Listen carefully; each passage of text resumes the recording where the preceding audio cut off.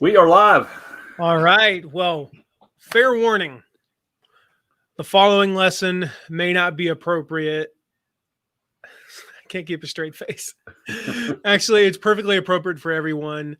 Yes, I'm talking about the F word and why it's such an important part of my business, but it's not that F word. Okay, just to be clear, this is not a dirty word. All right, I'm talking about an entirely different F word that we're gonna one that's completely transformed my business in more ways than one. Before we get into that, I want to welcome my co-host today, Alan. Welcome, bud. Hey, thanks. Glad to be here. So, yeah, I'm super excited about this. Also, guys, welcome to you. Say hey to us. Let us know where you're joining from. City and state, country, whatever it might be. Let us know where you're coming from today. I'm also curious. A lot of times, especially if you're overseas, what time is it where you're at? Let's make that something we put in the chat. I remember, gosh, it was like, I don't know, like 10, 12 weeks ago, we had somebody from Pakistan. I'm like, what time is it there? They're like 2 a.m. I'm like, what? That is dedication. Also, if you know someone who would benefit from hearing this today, this message today, someone who needs to know about, they're thinking about starting an online business. Maybe they have an online business, but they want to take it to the next level. Hit that share button, share it with them individually, share it with your friends, share it wherever, put it on your timeline, on your page, wherever. Now, we're talking about why the F word has been so important in my business. Here's the thing. The F word, the one we're talking about today, is not a dirty word. All right. I'm talking about an entirely different F word than you might be thinking. One that, it's like I said, it's completely transformed my business. It's transformed my marketing. It's transformed my sales. It's transformed my leadership. It's transformed, just the way I really do everything. It's in certain extent, it's even transformed like my parenting and my relationships. And we're going to focus on business today. I would say I owe, a lot of my success to this F word, and I've learned why it's definitely not a dirty word like I once thought. That's right. What I mean is, I thought this F word was a dirty word, the one that I'm going to share today. You'll kind of pick up here what the F word is, and many of you probably already know this. You probably kind of picked up on some of the clues. I even revealed it. I think I talked about it last time when we were live, Alan. I think I shared what it is. So those of you who were on last time, you know what it is. But I'll just tell you that few people in the online marketing space, I can't think of a single person in the online marketing space who's had a greater impact on my business than Jeff Walker. If you're not familiar with Jeff, he's the creator of the product launch formula. There's a little hint there. Maybe you picked up what that word is. I don't know. Just completely revolutionized the online marketing world. When I look back pre-Jeff, circa 2000 to 2005, the online marketing world is a very different place. In fact, really even 2000 to 2010, before Jeff's teachings became so prevalent. It's just a completely different landscape back then. He just revolutionized the online marketing world. I owe so much of my success to Jeff. I started learning from Jeff back in 2011, 2012, early 2012. Started learning from Jeff. Read his book when it first came out. Bought Product Launch Formula. Watched his videos, read his emails, read his blog, and so much of what I learned contributed to my success.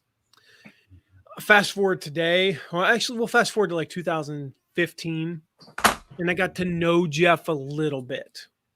Like for me, it was a pretty exciting day. Like I had Jeff Walker's phone number, circa 2016. But I'd worked with him on some stuff. He'd been an affiliate for one of our clients. Fast forward to 2017, and we began to kind of interact just a little bit more. 2018, I joined his mastermind and got to know him a little bit more. 2019, I did a whole podcast series on a few days where I got to hang out with him in a very exclusive setting. There was actually just 4 of us there, plus our spouses and a few other, some team members of Michael Hyatt's, but it was basically me, Michael Hyatt, Amy Porterfield, and Jeff Walker, and got to hang out with them and really just, began to see how much of an amazing guy he is. And one of the things that I learned from him circa 2015 is that the F word is not a dirty word. Now, Jeff, if you don't know, he's best known for product launch formula. And the key word in that title is not product, it's not launch, it's not even product launch, it's formula. Formula. And that's that F word that we're talking about today. And formula is a word that is dirty to some people. It was dirty to me, but there's incredible power found in proven formulas. I used to hate the idea of formulas, right? I felt that they were constraining. Like if I'm going to follow a formula is another word for formula might be recipe, right? I don't follow recipes. I can't, dude, Alan, I don't know if we've ever talked about this. I cannot follow a recipe. I have got to add something. Oh, the recipe calls for this, it needs more garlic. I got to chop it. I got to do something to spice this up a little bit, right? Oh, it tastes great. What about with some cayenne? What if instead of one of my favorite examples, this was when I was like 19, 20 years old, I decided out of left field to bake a cake. Now, it's not something I would do today, but I was baking a cake and I was like, you know what? I'm going to make a carrot cake because carrot cake, it's healthy, right? Compared to say chocolate. Absolutely. Cake. Yeah. And it called for like 2 cups of carrots. And I looked at the amount of carrots we had. I'm like, that's got to be 2 cups worth, 2 cups of shredded carrots. You have any idea how many carrots it takes to make 2 cups of shredded carrots? It's a lot more than you might think. So I got like halfway through. I got through with those carrots. I'm like, I've only got like a cup. Well, clearly I understand that my 2 options are cut everything else in half. Problem is I'd already measured everything else. Or I got to find something else. I'm like, well, there's apples. I got like a couple apples. So I shred some, cut up some. I only had like a half a cup. And I'm like, dang it, I need some else. So I go scrounge. We had a pineapple. We opened. It had already been chopped up. I'm like, boom, half a cup of pineapple. Thus became my carrot apple pineapple cake. One of my famous recipes that I still don't have a recipe for it. I just dump stuff in a bowl and kind of, eyeball it. But it's like even that recipe that I would have followed, the one time in my life I would have followed a recipe, I didn't have enough carrots, and so I had to innovate, right? So I feel like the formulas, recipes are they're just too constraining, right? That I felt like for years they took away my creativity. If I'm going to follow a formula, if I'm going to go step A, step B, step C, step D, step E, that's not allowing me to innovate and be creative. Really boring, right? Basically, formulaic. Which, isn't really exciting. It's not sexy. It's not fun. And I want to have fun. And I was like, no, I got to reinvent the wheel every time. I got to do something different. And then I read a book. Cannot remember who it's by. I'm actually getting ready to re-listen to it. Koch, I think is his last name. Kock. Let me go here because I got it pulled up. It's like the 3rd book I'm getting ready to listen to. Richard Koch or Koch. I'm not sure how you pronounce it. Probably Koch. Just because that would be less made fun of when you're 12 years old. We're going to the dirty word stuff already. You just can't resist it, can you? 9 minutes in, we went there. Whatever. I'm just saying 12-year-olds are ruthless, right? Also 42-year-olds. He talks about the Pareto principle. We've all heard about the Pareto principle, right? The 80-20 rule. Well, he has a book called the 80-20 rule, the 80-20 formula. And one of the things that was fascinating about this book is how it applies to all aspects of our lives. All right. This was the thing that blew me away. And by the way, I just want to say shout out to Hey Angie, ROI Media guy. I'm curious who you are. Jim and Casey. Good to see you guys. So the Pareto principle originally, if you're not familiar with this, right? It was like I think it's like Alfredo Pareto. Also, really made some good sauce apparently. With no recipe. My daughter says I make the best Alfredo sauce she's ever had. Couldn't tell you how to make it. It's different every time. I just know that there's cream cheese, Parmesan, garlic, pineapple and apple. Pineapple apple. And half a cup of carrots shredded. No, what else is there in there? Garlic, a little bit of oregano. There's a little bit of basil, some salt, pepper. I feel like there's something else that I'm missing, and I just end up putting it in there. So I have to, yeah, it drives people nuts, by the way. I'll get back to the Pareto principle in a minute, but it drives people nuts. Like people who are like have to follow things exactly. So people want my chowder recipe. I make a chicken and corn chowder that I think it's the best, and I mean, it's really good. And then people are like, give me the recipe. I'm like, well, you put some cream cheese in. How much? I don't know. 2 or 3 blocks. The difference between 2 or 3 blocks of cream cheese is substantial. Yeah. But it's somewhere between there, because sometimes I'll put in 2.5, and it's like you put in some chicken broth. How much? I don't know, like 2/3 of the way up the container. Oh, how big is the container?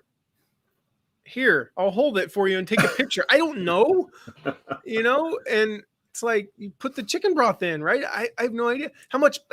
Oh, because the secret ingredient is actually coriander, is ground up coriander. It's amazing, right? How much? I shake it for a while and then I taste, there's no recipe, but anyway, the Pareto principle. Basically what it found, he found that 20% of the people in Italy controlled 80% of the wealth. By the way, his name was not Alfredo Pareto, which is just a great name to say, Alfredo Pareto. It was Wilfredo. Start a band. Yeah. Anyway, sorry. So sorry, Mr. Pareto, that, I know you died like 150 years ago, but anyway, so he developed this idea back in the 1800s in Italy, right? I got it. Vilfredo, Vilfre. Yeah. What did I say? I said Alfredo, but then I said, no, it's Vilfredo. Or did I say Vilfredo? Yeah. I just thought you said Fredo. So, no. But it's all good. No, I don't know the rest. I don't know the recipe. So yeah. So then Fredo, Gandalf comes, gives him the ring, says to go on an adventure to, yeah. This whole time I've been thinking his name was Alfredo, and then I'm like, no wait, it's Vilfredo. I remember that now. Mm-hmm. But like, if you think about this from one of the things that Richard Koch writes about in the book is like 80% of the traffic is on 20% of the roads. Mm-hmm. 80% of the corn is grown on 20% of the farms, that grow corn. 20% of your customers will bring in 80% of your revenue. 20% of your marketing will bring in 80% of your sales. 20% of your food will give you 80% of the health benefits. Like literally 80% of the nutrients you get are probably from 20% of the food, notwithstanding supplements, of course. If you look at nonprofits, 20% of the donors are going to give 80% of the money. 20% of what you read and study will produce 80% of the results. The cool thing about that book, though, that showed me that I thought was pretty fascinating is you can take it down. So if you ever seen like when you like take a mirror into a mirror into a mirror and it keeps going and the gateway gets smaller and smaller. So 20% of the roads will generate 80% of the traffic, right? Mm-hmm. What's 20% of 20%? It's 4%. What's 80% of 80%? It's 64%. 4% of the roads, and this is actually true, 4% of the roads carry about 64% of the traffic. So then what's 20% of 4%? It's 0.8%, right? 0.8% of the roads will carry, I don't know what 80% of 64 is, but roughly 50%. Mm-hmm. Pretty good guess. I think it's like 48%, something like that. 48. It actually is 48. No, that's 70. I don't know. It's around 50%. So 1% of the roads have 50% of the traffic. You go from there. 0.2% of the roads have like 35 or 40% of the traffic. You think that can't be true. Have you ever been to New York City or Los Angeles?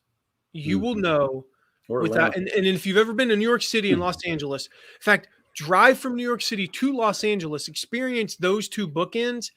And the entire time you're in Kansas, you will realize the Pareto principle is correct. Mm-hmm.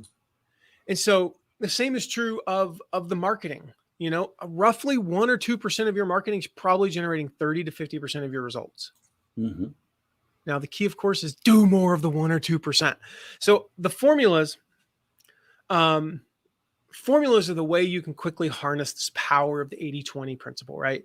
Now, that's good for those of you who like formulas because you get all the best practices. You get the highest ROI. You get to focus on the highest ROI activities pertaining to whatever outcome you want, right? Most of the online courses that I've purchased and actually recommend, that's what they are. They are formulas for simplifying and streamlining the process for achieving whatever the desired result is, right? I think about they make challenging concepts easy to understand. I think about our courses. About this time back in 2019, probably late 2019, early 2020, we released a course called Find Affiliates Now. If you want to learn more about that, you can go to findaffiliatesnow.com. And we released it and we said, we want this to be a 5-day course, 20 minutes of lessons, 40 minutes of activity, 1 hour a day. Roughly in the average person's day, they're going to put in about 5 hours of real work. So 20% to get the 80% results. And I said, yeah, could I teach them all the theories about affiliate management and everything they need to know about finding a project? Could I teach them the other 20% and make this course instead of 5 hours long?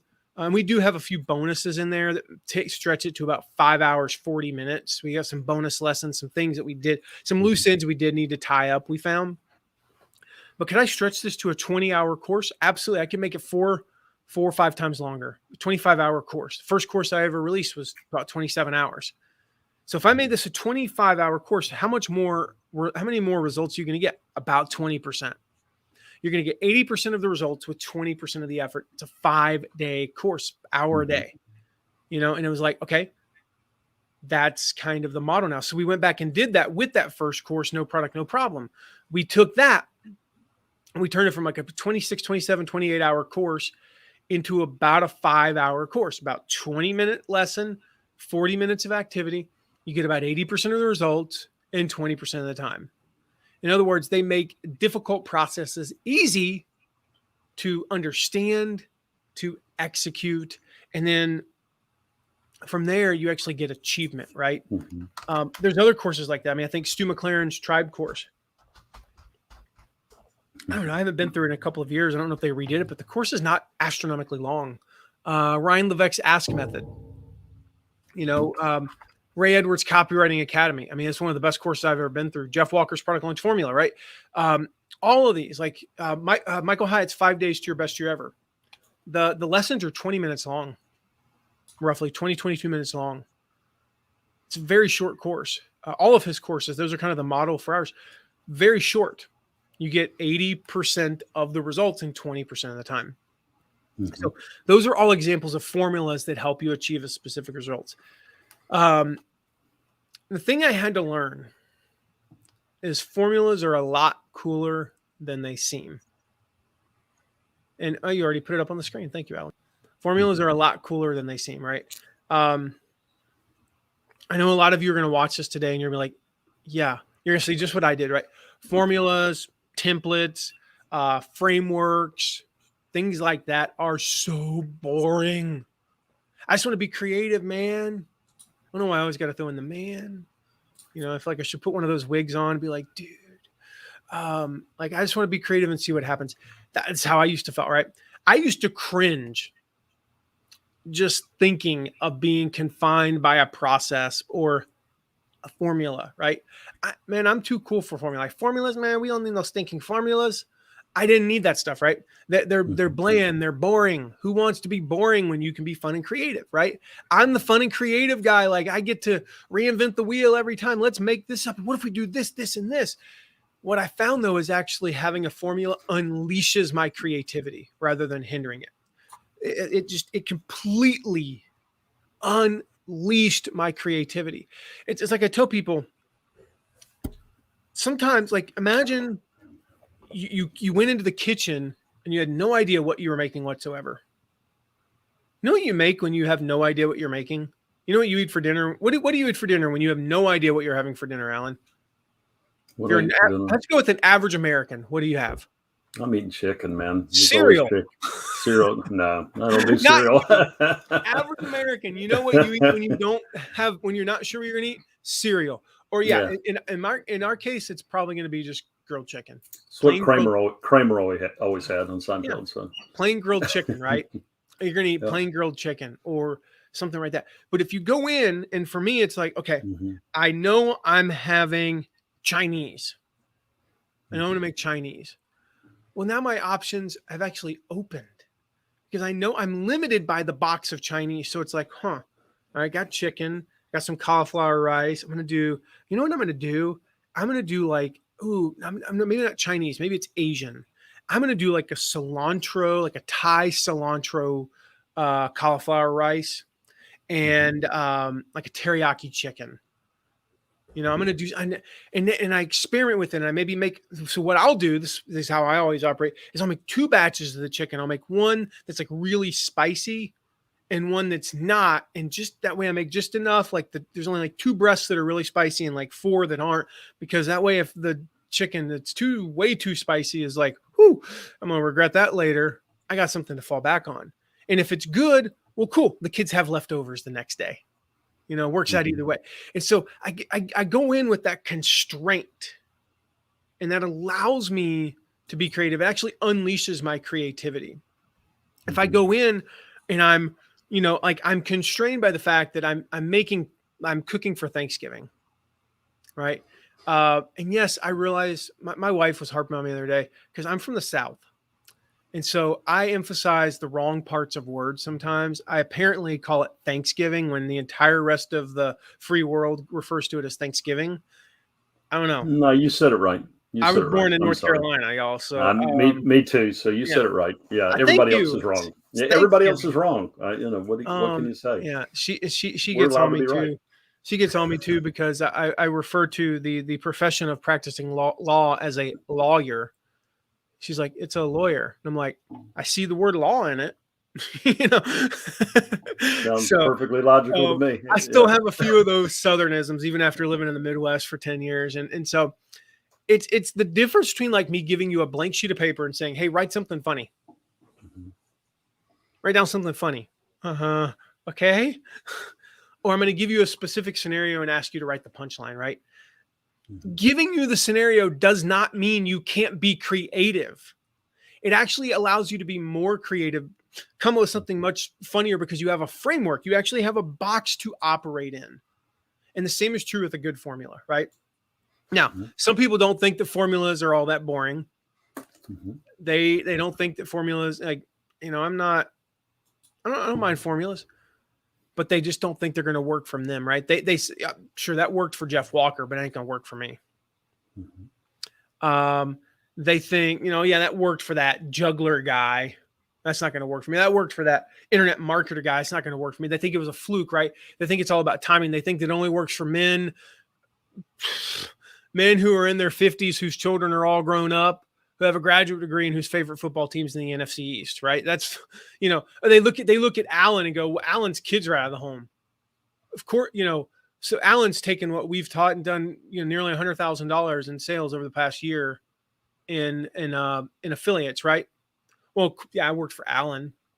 Alan's full-time. Alan was successful in another business, had money to spare. Side note, he really didn't. Right. And he'll be the first to admit it. We did a podcast episode where he talked about that. If you guys want to go listen to it. Yeah, but Alan, you know, Alan's at retirement age, you know, he has free time. He doesn't have he doesn't have kids soccer. I do. I mean, this time of year, it's actually, people think, oh, soccer season's over. It's cold. No, it just began. Like, it didn't just begin. Trust me. We will be at what's indoor training. Soccer season goes forever. It goes. Oh yeah, their off season's bigger than their in season. In season, we had between the two kids, we were there Monday, Tuesday, Wednesday, Thursday, and then games on the weekends. You know, usually like Friday, Saturday, or Saturday, Sunday, right? This time of year, we're there Monday, Tuesday, Wednesday, Thursday, Friday, and then Saturday. We are busier this time of year than any other time of year. On top of that, their practices start at 5, not 6:15 like they did back in August, or even 6 like they did it, a couple of weeks ago. They start at 5, 20 minutes across town. And they're not like we're getting there right at 5 o'clock. We're getting there at 4:45.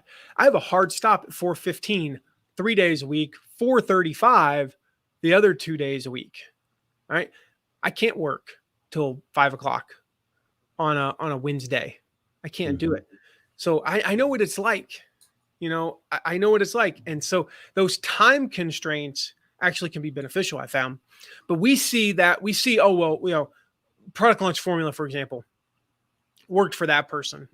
But that's a man. Of course, it works for men. It's a male-dominated industry. Oh, well, that worked for her because she's married and I'm a single mom, or it worked for her because she's in a in a big niche and I'm in a tiny niche, or it worked for her because she's in a tiny niche, but I'm in a big niche.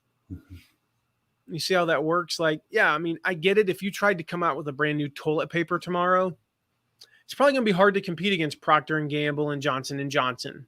Okay. I'm not going to deny that, but most of you aren't trying to come out with toilet paper. You're coming out in a niche where, yeah, there might be some competition, but it's not like super overcrowded. I talked to a lady yesterday. She's in the CBD niche. Leave your house and drive to the nearest superstore, and you will pass how many CBD dispensaries or CBD stores? I don't know about on Amelia Island, but you can't. They're here, and there's nobody in the weight loss niche. That was the one thing that the niche I chose. Yeah, there's nobody in the weight loss niche. It's barely anybody's teaching that stuff. There's like 5 people in the whole world doing that, right? That's it.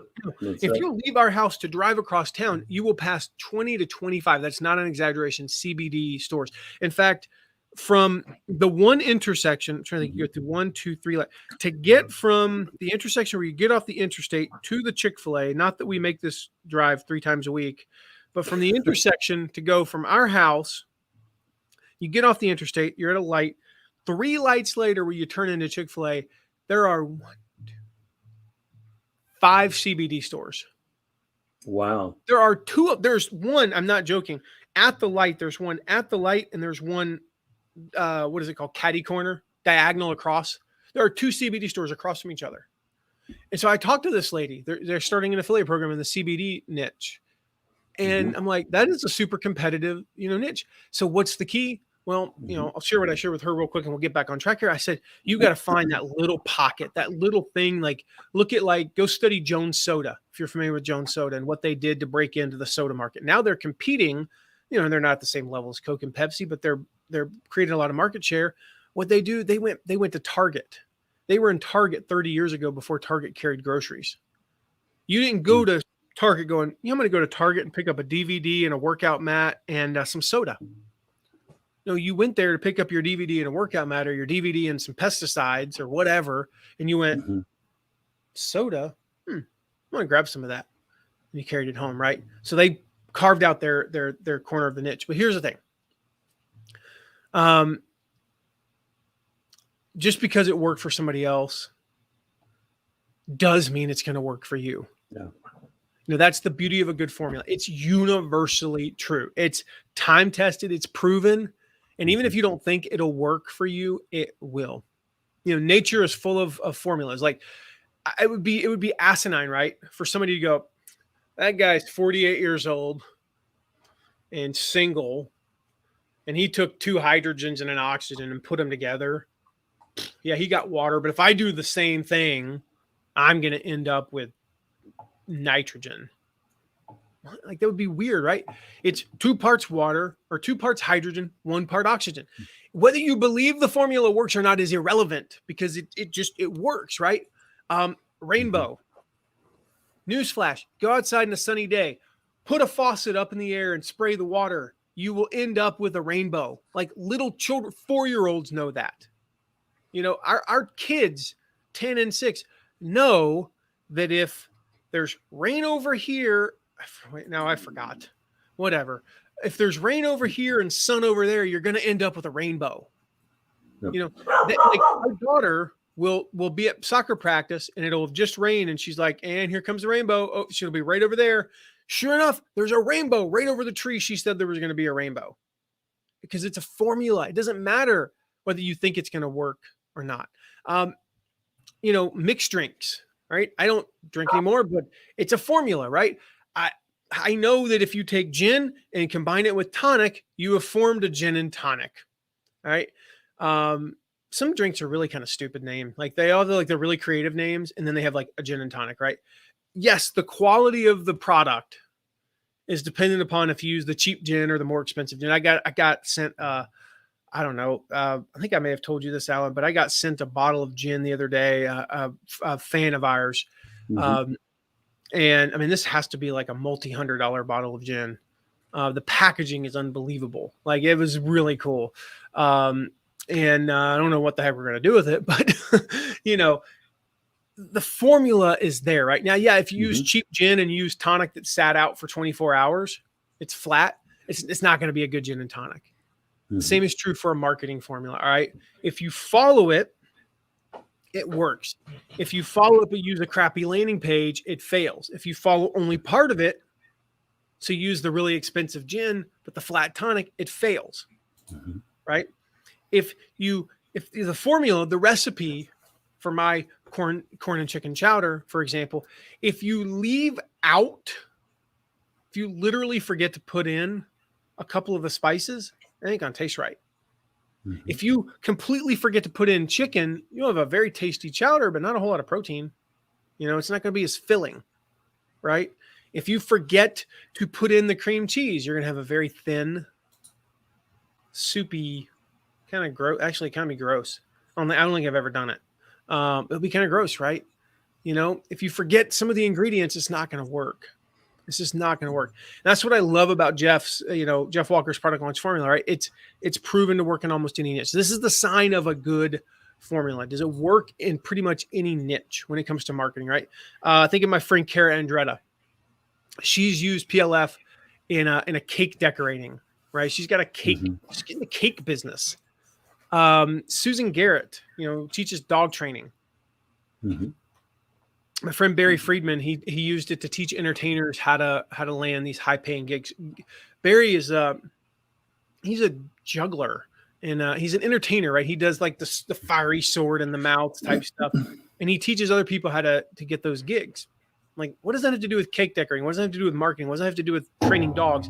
What does it have to do with I think like Joe Mercola, he teaches people how to improve their vision without having surgery. What do those things have to do with each other? Nothing. Except that they follow a proven formula for how to get people to buy stuff, basically. My team and I, we've used PLF. I mentioned all of our products, right? We have launched them using the PLF method. Now, just because someone has a formula, formulas are not created equal, right? Just because someone has a formula does not mean it's complete or even the best formula. If you look at, think about the light bulb. Think about the light bulb. Who invented the light bulb? Edison. Yeah, we all say Edison. Actually, it wasn't. I actually a couple months ago, I finished reading Walter Isaacson's biography of Thomas Edison. There was a guy named Warren de la Rue. He was a British chemist who invented the first light bulb like 40 years before Edison's patent. The problem was, this is the thing, his formula was extremely expensive and so it just wasn't economical. He invented the light bulb. Who the heck is Warren? I mean, I never heard of Warren de la Rue. We didn't learn about him in school. Just Edison light bulb, right? Edison wasn't even the second person. That was actually a guy named Joseph Swan. He created light bulbs. So it would have been in 1878, year before Edison. It just burned out too quickly. So they had the right formula for the light bulb, but it was Edison who perfected the formula, right? He perfected the formula, which led to the mass implementation, which is where we got today with Flick Light. I was listening this morning, actually, to a book called Abundance, and I learned that it's fascinating, off topic again, but whatever, that if you go back, so right now, the average person has to work 10 seconds, I think. This is across the world. So this is not just the United States. This is including sub-Saharan Africa. So on average, across the world, no. This was specific to even the poor. This was actually the poorest 1% of the world's population works 10 seconds for an hour of light. So you have to work for 10 seconds to get an hour of light. If you look at, so if you work for a minute, you'll basically get, most of us don't have the lights on more than 6 hours a day. I mean, if so, why are you staying up so late? Seriously, go to bed. Open your windows during the day, people. Not your actual window, but open the blinds, But 1 minute for 6 hours of light. So to get the average year's worth of light that you would use in a year, you basically have to work for like less than an hour, I think, or about an hour, something like that. Maybe a couple of hours. If you go back to, I think, the turn of the century, you had to work for like I think it was something like 4 minutes for an hour of light. Not bad. 4 minutes, hour of light. If you go back to when the American Revolution happened, it was something like 15 minutes. You had to work for 15 minutes for an hour of light. I was starting to get to like, man, I got to work for 4 hours to get, I got to work for an hour. If I work for an hour, I get 4 hours of light. Like, is that worth the trade-off? I don't know. It's starting to think about those things. Like, do I really need to stay up so late working on these letters? If you go back to, I think it was like 1500, it was something like 4 hours to get an hour of light. Well, that's a really bad trade. And then you go back to like ancient Rome, and it was like 500 hours. You had to work like 500 hours to get an hour of light. It was completely impractical, right? To be able to afford the stuff that went into those things. And I may be off on those numbers, but I know that the 10 seconds one is true. And so it's become so cheap. So of course we assign that to Edison because he perfected the formula, right? No one remembers De La Rue. No one remembers the other guy's name, Joseph Swan. The airplane, right? Orville and Wilbur Wright were not the first ones to come up with a formula for flight. If you've ever read that biography, David McCullough wrote a great biography of those two. And he talked. Samuel Pierpont Langley was actually the only flight pioneer who got government funding. And so if you go back even before the turn of the century, back in 1896, he actually had some successful flights. He understood basically flight comes down to two things, right? Thrust and drag, right? Those are what make flight possible. He wasn't able to make that work. So that's why most of us I'd never heard of Samuel Pierpont Langley before I read the biography. Most of us have heard of the Wright brothers, right? They're memorialized. If you've ever seen a license plate from North Carolina. And from North Carolina, that's what I was going to say. Yeah. All of us from North Carolina. Oh, goodness. If you've ever seen a license plate even from Ohio, which is where the Wright brothers were from, you've heard of the Wright brothers. And so every single new innovation that ever comes across, it's the same thing, right? It's rare that the only person credited with the breakthrough was the only one to have the formula. There's probably other people that had the formula. People are like, oh yeah, Elon Musk invented electric vehicles. No, Thomas Edison did, I think, 100 plus years ago. Electric vehicles have been around for more than 100 years. Elon Musk did not invent those. But when we think of electric vehicles today, we think of Elon Musk, right? They're the ones who put the formula together the right way, the correct parts to make it work. And that's what we're looking for in a formula. In other words, you want somebody who has the right formula and the right ingredients. They have the proof that it actually works. And when it comes to launching online products, that's what Jeff Walker has. Like, did he invent the concepts of reciprocity? No. Robert Cialdini wrote about those in Influence back in like 1989 when the first edition came out or whenever. That principle's been around since, let me think, Genesis chapter 2. It's been around for a while. He didn't invent the concept of, give, ask, that had been around for thousands of years. But he put it in the context of online marketing. It's based on those timeless principles, right? It's based on the things that have worked for hundreds of years.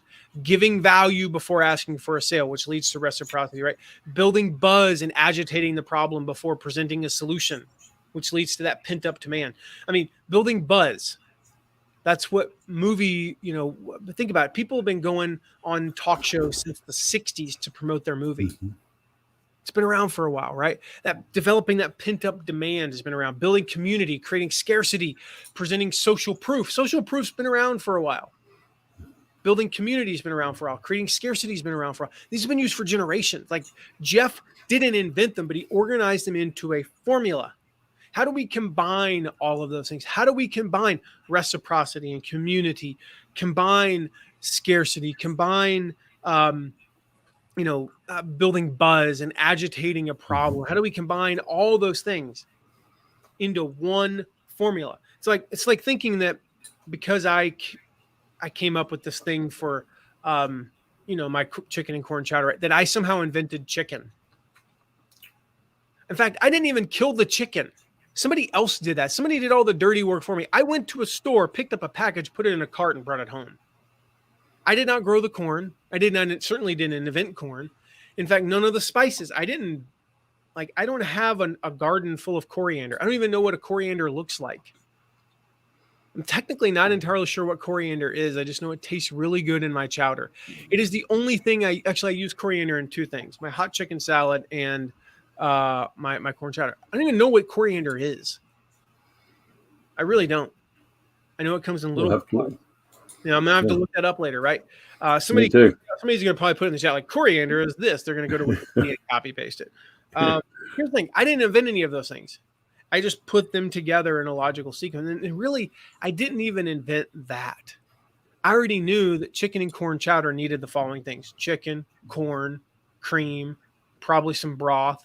Probably needed some pepper and salt, and then I decided what other vegetables I wanted to put in. There's asparagus and broccoli and cauliflower in it too. I didn't invent the idea of that. All I did was kind of perfect the amount of what goes in it and a few of the, like I said, coriander and some cayenne. There's some cayenne in there, a little bit of paprika. Adding the different things and how I cook it. I cook the chicken in butter and lemon juice. On the front end, that's one of the secret ingredients that kind of pulls some of the, gives a little bit of acidity. So there's just a bit of, it hits you in the very back of the tongue, just a little bit, especially with the spice, that's the formula, right? Jeff's PLF's the same way, the product launch formula, right? I basically what I did, after we studied PLF and we applied it, my business exploded. And so I realized, all right, there's a value in discovering and developing formulas. So I started to apply those in all aspects of my life. I started to apply those in my marketing and in my business, in my leadership. Started to apply those to all kinds of things. I even have a formula I use when my kids, the couple formulas I'll share with you guys. When my kids get hurt, I basically have a specific formula I follow for how to get them to calm down. And very, very simple. The phrase I always use is, I'm so sorry you hurt yourself. If I could, I would take away your pain. And they say, thank you. Like every time they thank me for that. And then I ask them, how can I help? It's a formula. I say the exact same thing every time. I follow the same formula every time one of my kids, because they're kids, I can't find my shoes. It's the end of the world that I can't find my shoes, right? Yep. My formula is that I assess the situation. I take a couple of deep breaths myself because I know that as my kids' blood pressure is rising and they're acting in a way they shouldn't, that mine is too. All right, mine's going to rise too. So I take a couple of deep breaths. It's a formula. It's very formulaic. I don't go, you know what, I need to be creative. Maybe if I tried this new thing. No, I'm going to stick to the formula here because I know it works. And I purposely lower my voice. So I normally talk at about this volume. Hey, kids, how's it going? How was your day? Okay, no, but now you're upset. Hey, sweetie. And I always go lower. So I lower my voice and I talk through the problem with them. I acknowledge, you can't find your shoes. Yeah. I know it's frustrating when you can't find your shoes. And I don't focus on the fact that the reality is they should have put them where their shoes go. That's what I used to do. Well, maybe if you put your shoes where they were supposed to be, you could find them. That's a logical thing to say, right? Like if it is a true statement, if I know where my shoes are at all times. They're right where they should be at all times. Not because I'm sort of a clean freak or neat freak. It's because why would I put them anywhere else? You have a formula. My shoes You have a formula in the bathroom. Why would my shoes be in the bathroom? That's just where hers were the other day. Making fun of her, but it is what it is, right? Why would I put my shoes there? Why would my shoes be under a pile of clothes, in the hall closet? It's a weird place to put your shoes. What is the logical reason for that? So it's like, I go through that kind of that formula with them, and it works, right? So it works. So yeah, Jeff's product launch formula completely transformed my business. Just guys, side note, Jeff's got a free launch masterclass going on right now. If you missed the email about this, if you go to mattmcwilliams.com/PLF masterclass, he's doing, I think it starts Friday. So tomorrow, I think it starts tomorrow. He's got a 3-day masterclass where he's going to walk you through the whole framework for product launch formula. Like, this is the second best training on earth about product launches. Okay. The first is this product launch formula coaching program, his paid, coaching program. The second is this free masterclass. So guys, go get signed up for that. All right. As we finish up real quick, a couple things to look for here. How do you know if this is a good formula or not? 2 ways to know whether a formula will work. Number one, your own experience. Number two, the experience of others. So how do you know, for example, that water and a light source create a rainbow? You just go out your backyard. You can see for yourself, right? You can look up in the sky the next time it rains and the sun comes out. It's not hard to figure that out. You can see the evidence of the formula. You can easily see proof that the formula works. How do you know that the Wright brothers formula for manned flight works? Because we hear, if you live anywhere within 100 miles of an airport, you hear the evidence. You can look up in the sky periodically and go, a plane, boss, a plane. You have first, like, you've probably been on a plane. If you're over the age of 20, there's a pretty good chance you've been on an airplane at some point. You know that the principles work. Thrust and drag. They work, right? I know that PLF works. I know that product launch formula works because I've experienced the results personally in my business, right? I've seen the proof is in the pudding, right? I've seen the proof in my business. Before PLF, we were doing maybe a couple $100,000 a year. Not even. I don't think we were hitting $200,000 a year. After PLF, we immediately grew to about $500,000 in the next year. I mean, that's a 150% increase in sales. Not a bad ROI on a $2,000 investment, just as a side note. Immediately went to a little bit over $500,000. The following year, we grew by about another 50% to about 750. We grew from there to just under $1 million, and we've grown every year since, right? Before that, though, I actually wanted to buy PLF for a couple of years. I just never pulled the trigger. But I saw the case studies. I saw the testimonials. I saw the results. I saw, friends of mine, people that were, peers. Dude, you got to buy product launch formula. You got to buy product launch formula. I knew before I even purchased it that it would work. It worked for Michael Hyatt. It worked for Ray Edwards. It worked for, Jeff Walker, or for Jeff Walker. It worked for Jeff Goins. And so when I went into it, I was like, I know this is going to work. And that's important. Like, you go into it with that attitude, not, well, this worked for them, it's probably not going to work for me. No, I went into it with the attitude of, I know for a fact this is going to work. I knew it had worked for Kara. I knew that it had worked for Joe Mercola, who I mentioned, or Susan Garrett, Barry Friedman. I knew it had worked for them. And with any good formula, you're going to be able to both see the results of others and experience the results for yourself.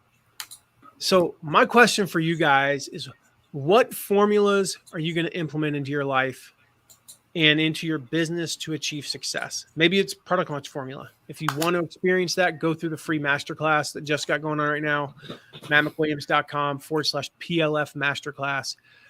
You can answer here or answer answer via text. If you want to text me, you can text me anytime at 260-217-4619. Just make sure you add me to your contacts so that if I text you back, you're not getting the weird, what is it? Says like possible spam or something like that, or unknown texter, unknown person. They're coming from Matt McWilliams. So this is not something that Alan's doing in the background, pretending to be me. This is me and you texting. Okay.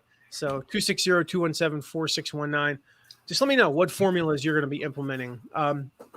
Maybe you got a good formula from parenting. I don't know today. Maybe there's a good formula for child. If you want, also, you can text me and I'll give you my recipe for chicken and corn chowder. I kind of already gave it away. It's just, cream cheese and broth and corn. The carrot apple pineapple cake, though, is the one. So that's the one. Here's what you do. Find a carrot cake recipe.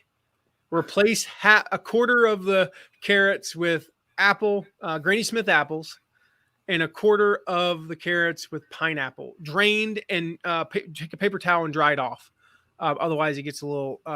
We got to do one cooking show, Matt. Just one cooking show where we do the carrot cake. Yeah, and then spinach artichoke dip. Oh my gosh, that's what I make that like 40 times a year because everybody begs for it.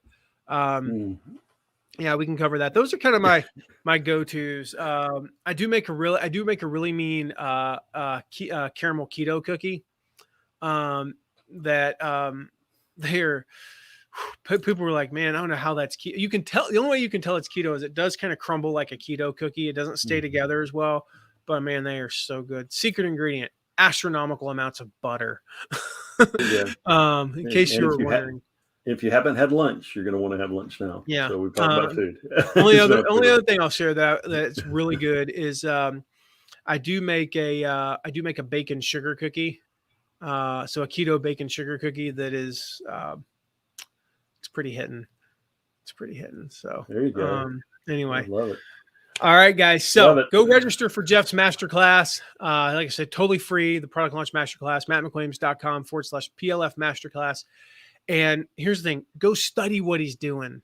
Don't just learn the lessons. He's going to teach you the product launch formula sequence. Okay. Don't just do that. Watch how he's doing it. Study how you can apply what he's teaching. It's very meta, not like the new name for Facebook. This social media formerly known as Facebook is what they I think it's still going to be known as Facebook. It's like Google and Alphabet. It's like Meta's the parent company. I think they were going to do the Prince thing, maybe. Oh yeah, that'd be a good. That should have been their logo. They should have taken the Prince. I think it's trademarked though. But go study what he's doing. How is he launching product launch formula? And go watch that. Make notes about how he does this, and then watch what he's doing, how he's teaching it. So he's saying, do this. Step 1, do this, right? He's doing it. So watch it in like actually happening. You may want to watch the lesson live and take good notes about the principles, and then go back and watch the replay and see how the principles are in action. He will use social proof. He will use scarcity. He will use reciprocity. He will use things like building buzz and creating a community. He'll do all the things he's teaching you to do, which is pretty cool. So go check that out. mattmcwilliams.com/PLF masterclass. Again, if you have any questions or need anything, text me at 260-217-4619. And if you watch this today and you know somebody who's like, man, they need to hear this. They need to know the power of formulas. They need to know this F word, right? Hit that share button, share it with them, shoot them a DM, a text message, post it on your timeline, and then come back next week. So we're going to be at the same time. I got to see what we're talking about next week. Same time. We're going to be on Thursday, November 11th. Oh yeah. The secret weapons of successful product launches. Guys, I'm going to share something that Jeff touches on, but doesn't really go in depth. So we're going to talk next week, November 11th, 2 p.m. Eastern, the secret weapon of successful product launches. So if you're watching the replay, make sure you put that on your calendar. If you're here live, just go ahead and put it on your calendar right now. Thursday, November 11th, 2 p.m. We'll be live on my page if you want to go ahead and put on my YouTube channel or page if you want to put the link. Otherwise, just text me. Again, like I said earlier, text me at 260-217-4619. And I'll send you the link, right as we're going live next Thursday. But put it on your calendar so you block off that hour, and we'll see you then. All right. See you later.